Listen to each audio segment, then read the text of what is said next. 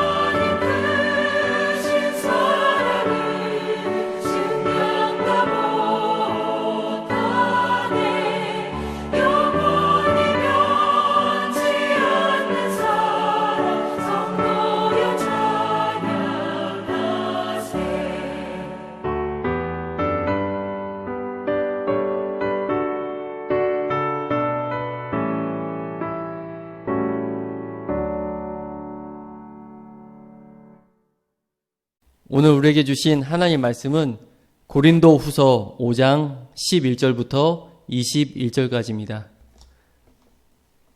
봉독하도록 하겠습니다. 우리는 주의 두려우심을 알므로 사람들을 권면하거니와 우리가 하나님 앞에 알려졌으니 또 너희의 양심에도 알려지기를 바라노라. 우리가 다시 너희에게 자천하는 것이 아니요 오직 우리로 말미암아 자랑할 기회를 너희에게 주어 마음으로 하지 않고 외모로 자랑하는 자들에게 대답하게 하려는 것이라. 우리가 만일 미쳤어도 하나님을 위한 것이요 정신이 온전하여도 너희를 위한 것이니 그리스도의 사랑이 우리를 강권하시는도다. 우리가 생각하건대 한 사람이 모든 사람을 대신하여 죽었은즉 모든 사람이 죽은 것이라. 그가 모든 사람을 대신하여 죽으심은 살아있는 자들로 하여금 다시는 그들 자신을 위하여 살지 않고 오직 그들을 대신하여 죽었다가 다시 살아나신 이를 위하여 살게 하려 함이라. 그러므로 우리가 이제부터는 어떤 사람도 육신을 따라 알지 아니하노라. 비록 우리가 그리스도의 육신을 따라 알았으나 이제부터는 그같이 알지 아니하노라. 그런즉 누구든지 그리스도 안에 있으면 새로운 피조물이라. 이전 것은 지나갔으니 보라 새 것이 되었도다. 모든 것이 하나님께로 났으며 그가 그리스도로 말미암아 우리를 자기의 화목하게 하시고 또 우리에게 화목하게 하는 직분을 주셨으니 곧 하나님께서 그리스도 안에 계시사 세상을 자기와 화목하게 하시며 그들의 죄를 그들에게 돌리지 아니하시고 화목하게 하는 말씀을 우리에게 부탁하셨느니라.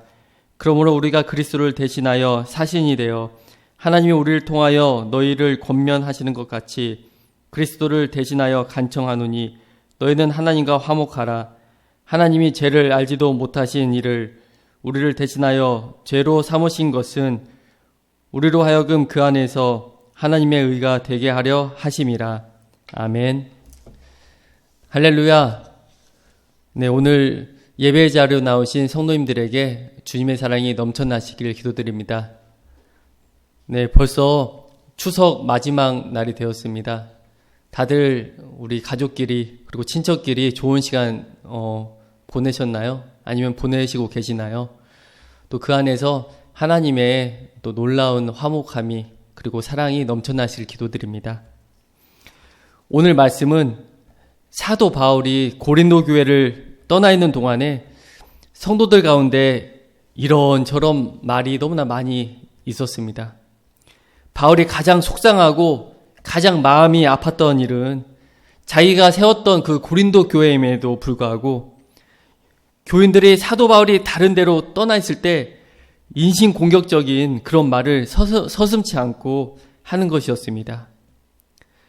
바울은 예루살렘 사도들에게서 받은 추천장이 없다. 바울은 예수님의 12제자 가운데 한 분이 아님에도 불구하고 어째서 사도란 말인가 하면서 별의별 이야기를 하는 것입니다. 사도 바울은 자신의 그 무엇이 드러나거나 자랑하는 것이 아니라 성도들의 믿음이 더욱 성숙해지기를 바라는 마음이 있었습니다. 또 그런 마음에 늘 말을 했습니다. 그렇지만 성도들은 사도 바울의 진심을 알아주지 못하고 그렇게 악평을 하면서 비난을 했던 것입니다. 그러니 지금 사도 바울의 마음이 지금 어떠했습니까? 아마 그의 마음이 상당히 괴롭고 힘들어 했을 것입니다. 정말 고독함을 느꼈을 것입니다. 그래서 여러 번에 걸쳐 강하게 자기 변증을 하는 것입니다. 사도 바울은 자신이 믿는 신앙을 확실하게 드러내면서 크게 5가지 말을 했습니다. 이 5가지 말이 오늘 설교의 내용입니다. 먼저 바울이 자기 신분을, 자기 그 직분을 맡은 동기를 설명하고 자기가 믿는 그 신앙을 말을 합니다. 13절에 보면 우리가 만일 미쳤어도 하나님을 위한 것이요 정신이 온전하여도 너희를 위한 것이니. 고린도 교회 성도들 뿐만 아니라 대개 당시의 유대인 출신의 그리스도인들도 아직도 가문이나 혈통이나 이런 것을 자랑을 했습니다. 그런 것을 기득권으로 이해하고 있었습니다. 그런데 철저한 유대주의자, 귀한 가문의 혈통, 높은 학문을 가진 자, 로마 시민권을 가졌던 그토록 유명한 청년 사울이 어느 날 갑자기 그 모든 것을 다 버리고 십자가에서 처형당한 한 청년을 변증하고 그를 증거하기 위해 나선 것입니다. 이를 본 수많은 사람들이 그를 미쳤다고 말을 했습니다. 아니, 그렇게 좋은 것들을 다 버리고 처형당한 그 예수가 뭐가 그렇게 좋다고 그를 증거하고 돌아다니냐, 이렇게 주변으로부터 미쳤다는 소리를 들었습니다. 예수 그리스도의 죽음과 그 죽음을 이기신 부활의 메시지를 증거하고 다니기 때문에 사람들로부터 미쳤다는 소리를 듣는 것이었습니다. 사도행전 26장 24절 25절에 보면 바울이 이같이 변명하며 베스도가 크게 소리내어 이르되 바울아 내가 미쳤도다. 내 많은 학문이 너를 미치게 한다 하니 바울이 이르러 내가 미친 것이 아니요 참되고 온전한 말을 하나이다 라고 대답을 했습니다. 최고 권력자인 베스도 총독이 바울을 미쳤다고 그렇게 말을 한다면 다른 사람은 어떻겠습니까? 그런데 사도 바울은 그런 비난을 수용이라도 하듯이 내가 미쳤어도 하나님을 위해서 미쳤다고 그렇게 이야기를 하는 것입니다. 사랑하는 성도 여러분, 우리가 예수를 믿는다면 다른 사람이 보았을 때 미쳤다 하리만큼 어쩌면 그렇게 믿어야 되지 않겠습니까? 오히려 그의 믿음의 정상일 줄 압니다. 미쳤다는 말의 공통적인 인식은 한 가지 일에 몰두해서 자기 전부를 다 바칠 뿐만 아니라 다른 주변에서 무슨 일이 일어나든지 개의치 않는다는 것이 특징입니다. 속담에도 미친놈이 범을 잡는다라는 말이 있듯이 미쳐야 뭘 해도 할 수가 있는 것입니다. 그런데 바울은 미쳤어도 하나님을 위하여 미쳤다고 했습니다.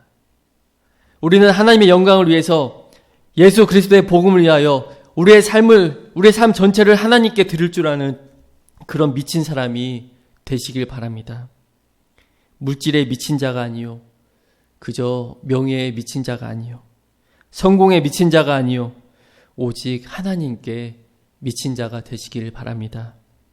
하나님께 미치는 게 바로 성공이 될 줄 믿습니다. 두 번째로 바울이 사도의 직분을 맡게 된 적극적 이유 가운데 하나가 그리스도의 사랑이 강권했기 때문이라고 말합니다. 14절을 보면 그리스도의 사랑이 우리를 강권하시는도다. 우리가 생각하건대 한 사람이 모든 사람을 대신하여 죽었은즉 모든 사람이 죽은 것이라 라고 했습니다. 여기서 강권이라는 말은 그 사전에서 보면 강한 힘을 가진 권력, 국가가 사법적, 행정적으로 행사하는 강력한 권력 작용, 바로 하나님의 강한 힘, 강력한 권력을 작용하셨다는 겁니다. 또한 성경에서 몇 가지로 표현을 하고 있습니다. 첫째는 에워싼다, 마태복음 8장 18절에, 그 다음에 둘째는 끌고 간다, 셋째는 알아눕는다 라고 표현을 하고 있습니다. 바울이 사도가 된 것은 바로 그리스도의 사랑이 바울을 완전히 포로로 만들어서 포위하고 에워싸고 끌고 가고 알아눕혔기 때문이었습니다. 이것이 바로 주님의 한거할 수 없는 은혜일 줄 압니다. 주님의 사랑과 은총의 포로로 만들어서 끌어다가 때려 눕혀서 앓게 만들고 그리고 포위해 버린 것입니다. 사랑하는 여러분, 사실 따지고 보면 우리가 예수님을 믿게 된 것이 내가 예수를 믿어봐야겠다 그래서 된 것이 아닙니다. 오늘 말씀 앞에 나오신 여러분 가운데 아마 수십 번, 수백 번 예수를 안 믿겠다고 도망치다가 붙들려 온 사람도 있을 것입니다. 우리가 도망치려 할 때, 포기하려고 할 때에도 우리를 에워싸고 그리고 끌어주시고 눕혀서 기어코 하나님의 은총의 포로가 되게 하신 줄 믿습니다. 주님이 말씀으로 찾아오셔서 때때로 멀리 떠난 우리들이지만 다시 주님 앞에 나오도록 주께서 강권적으로 역사하시고 그래서 하나님의 은총의 포로가 되게 하신 것이 바로 주님의 은혜요, 주님의 축복일 줄 믿습니다. 그리고 세 번째로 바울이 사도의 직분을 감당하게 된 것은 그의 인생의 목적이 바로 예수 그리스도를 위해 살아가는 것이기 때문입니다. 여러분은 사도 바울처럼 인생의 목적이 예수 그리스도를 위해서 사는 것입니까? 오늘 15절에 보면 그가 모든 사람을 대신하여 죽으심은 살아있는 자들로 하여금 다시는 그들 자신을 위하여 살지 않고 오직 그들을 대신하여 죽었다가 다시 살아나신 이를 위하여 살게 하려 함이라. 아멘. 예수님께서 모든 사람을 대신하여 죽으셨습니다. 우리를 위하여, 나를 위하여 죽으셨습니다. 그러므로 예수님으로 인해 죄사함을 받고 구원받은 사람들은 자신을 주장하지 못하도록 해야 하는 것입니다.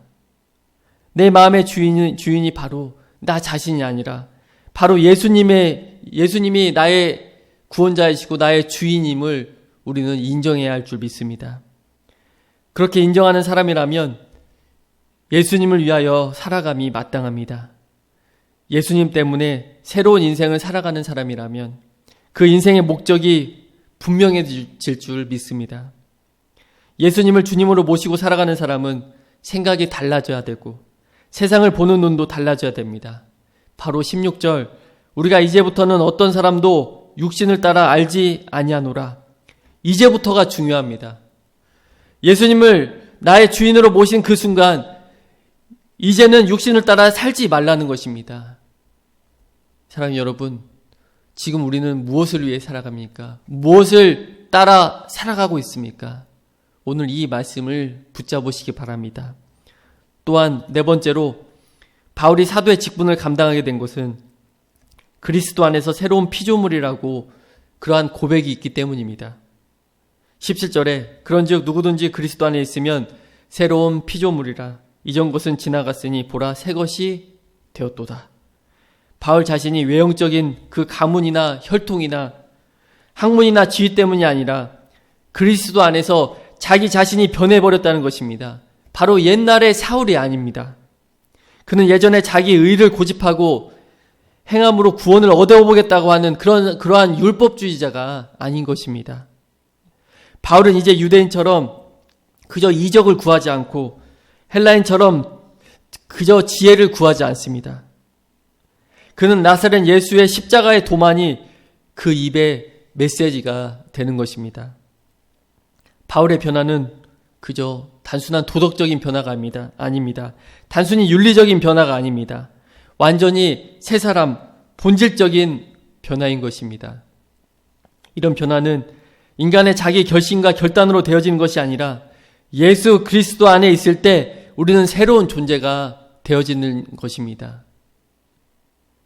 또 더 나아가 끝으로 사도 바울은 하나님께서 그리스도 안에서 세상을 화목하게 하셨는데 그 화목 또는 화의 메시지를 증거하기 위해서 자기 자신이 예수 그리스도의 대사가 되었다고 그렇게 고백을 하고 있습니다. 18절 19절에 보면 모든 것이 하나님께로서 났으며 그가 그리스도로 말미암아 우리를 자기와 화목하게 하시고 또 우리에게 화목하게 하는 직분을 주셨으니 곧 하나님께서 그리스도 안에 계시사 세상을 자기와 화목하게 하시며 그들의 죄를 그들에게 돌리지 아니하시고 화목하게 하는 말씀을 우리에게 부탁하셨느니라. 바로 그리스도의 사신, 그리스도의 정권 대사는 바울만이 아니고 넓은 의미로 지금 예배를 드리시는 바로 여러분 모두 그리스도인의 그 대사일 줄 믿습니다. 우리는 주의 말씀을, 주의 복음을 우리 이웃에게, 우리 가족에게 증거하는 사명을 맡은 바로 복음 사명자일 줄 압니다. 우리의 일거수일투족에서 옳게 살지 못하면 바로 하나님의 영광을 가리고 그리스도를 욕되게 하지만 참으로 그리스도의 붙들림 바 되고 그리스도의 정권 대사로서 그러한 맡은 삶을 살아간다면 말 그대로 우리는 세상의 빛과 소금의 역할을 감당하게 될 줄 믿습니다. 사랑하는 여러분, 사도 바울은 고린도 교회 교인들에게 정말 이 말씀을 전하고 싶었던 것입니다. 우리 마음 가운데도 사도 바울처럼 이 같은 말씀을 주님의 복음을 전하고 싶어 하는 그 마음이 항상 넘쳐나시길 바랍니다. 이 말씀을 붙잡고 모든 사람들에게 증거자로 바로 사명을 감당할 수 있는 복된 모든 성도님들 되시길 주님의 이름으로 축복합니다. 기도하겠습니다. 사랑의 하나님, 오늘 바울의 고백을 들으면서 바로 우리가 주님의 부르심을 받은 사명자입니다. 그러니 그 복음 증거자로 살아갈 수 있도록 하나님 용기를 주옵소서. 우리가 주님의 복음에 빚진 자입니다. 주님 안에서 새로운 피조물로 거듭난 자입니다. 그러니 주님을 알지 못하는 자들에게 이러한 복음의 소식을 용기 있게 전하게 해주시고 명절을 맞아 이 사실을, 이 복음의 놀라운 소식을 가족들에게, 친지들에게 용기 내어 전할 수 있도록 하나님께서 인도하여 주시옵소서. 이 모든 말씀 우리 주 예수 그리스도 이름으로 기도드립니다. 아멘. 하늘에 계신 우리 아버지여, 이름이 거룩히 여김을 받으시오며 나라의 마옵시며 뜻이 하늘에서 이루어진 것 같이 땅에서도 이루어지이다. 오늘날 우리에게 일용할 양식을 주옵시고 우리가 우리에게 죄진 자를 사하여 준 것 같이 우리의 죄를 사하여 주옵시고 우리를 시험에 들게 하지 마옵시고 다만 악에서 구하옵소서. 대개 나라와 권세와 영광이 아버지께 영원히 있사옵나이다. 아멘.